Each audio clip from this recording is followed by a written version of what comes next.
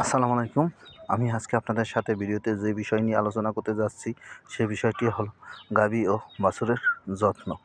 এই ভিডিওতে আলোচনা করব। আমার এই ভিডিওটি যদি আপনাদের একটু ভালো লেগে থাকে, তাহলে প্লিজ লাইক, শেয়ার, কমেন্ট এবং সাবস্ক্রাইব করবেন।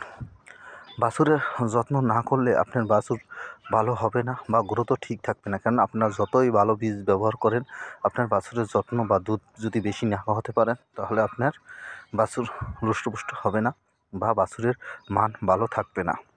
তাই আপনারা যদি বীজ দেন, ভালো জাতের বীজ দেবেন, এতে তার বাহ্য গঠন তেমন ভালো হবে না, কিন্তু বিতর্ক গঠন ভালো হবে এবং তার প্রোডাকশন রেট ভালো থাকবে।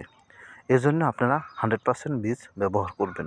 কিন্তু 100% বীজ ব্যবহার করলেন, এখন যদি বাছুরের যত্ন না করেন, বাছুরের সঠিক দুধ না হয় বা সঠিক পরিমাণ খাবার না দিতে পারেন, গ্রোথ যদি কমিয়ে খান, তাহলে আপনার 100% বীজ বা ভালো বীজ ব্যবহার করে কোনো লাভ হবে না। এতে আপনার ক্ষতি হবে, কেননা তার গ্রোথ নষ্ট হয়ে যাবে। যখনই গ্রোথ নষ্ট হয়ে যায়, তখন ওই বাছুর থেকে ভালো ফল পাওয়া যায় না বা ভালো ফলের আশা করা যায় না। তাই আপনারা সবসময় ভালো ফলের যদি আশা করে থাকেন বা আপনার কৃত্রিম প্রজননের মাধ্যমে আপনার জাত উন্নয়ন করতে চান বা আপনার খামার বড় করতে চান বা আপনার খামারের ভালো দিক নির্দেশনা ফলো করে যদি না পালন করেন, তাহলে আপনার কোনোদিনই আপনি লাভবান হতে পারবেন না এবং আপনার খামারে কোনো উন্নতি হবে না।